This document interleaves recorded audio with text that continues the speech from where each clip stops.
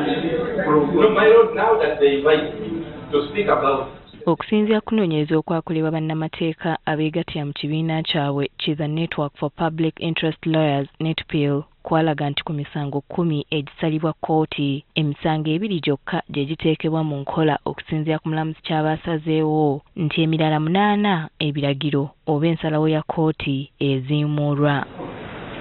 Kyazuulibwa nti ebiseera ebisinga omulamuzi by'abeera alagidde bikoma mu bigambo kyokka bano bagamba nti kino kisinga kuva ku balamuzi okukoma ku kusala omusango ne batagoberera kulaba oba bye babeera balagidde biteekeddwa mu nkola. Obuzibu babutadde ku ssiga eddamuzi okuba nga teryetengeredde. The courts hide away and try to shy and shelter into the issue of we cannot interfere. And that's the last case I want to give reference, the one on the infamous Pineti and coffee issues. I think that ruling is just only half a page, unfortunately, half a page. And one of the things the judge says, in conclusion, I don't want to interfere with the work of Parliament because Parliament is already investigating that issue. So there is nothing, there is no jurisprudence, you can't know what reasons.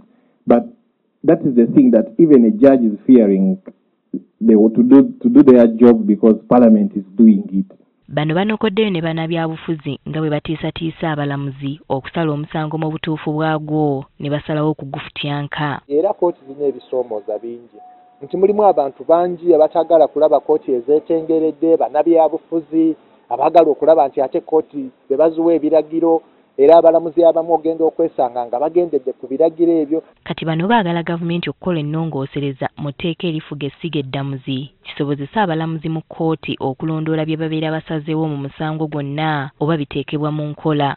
So si kugamba bino abantu bagenze mu kkooti kkooti egambye owangudde omusango mugende oba bano bawe ssente oba ndo mugulira ave mu gundi mukomera ne bikomaawo. Bano bawadde n'ekyokulabirako ky'amawanga amalala nga go bwe gataziimula kkooti kyeba esazeewo nga ne mu Uganda enkola eno esaana etandike. We can look elsewhere what other courts have done. The Kenyan courts have used the structural injunction. The South Africans have used it in an elaborate manner. The Americans, the Indians. So the principles are there. Even if they are not written in a law, they can still be deduced out and applied in a judicial process. Ebiseera ebisinga abantu ba bulijjo baddukira mu kkooti okufuna obwenkanya wabula olw'ensonga ez'enjawulo kati kizibu nnyo okufuna obwenkanya buno ekitegeeza nti essiga eddamuzi lirina okuddayo ku nnono zaalyo okukuma emirembe mu bantu naddala abo ababeera basooganye. Winnie Tesana Kayinja agafeeyo ku Spark TV.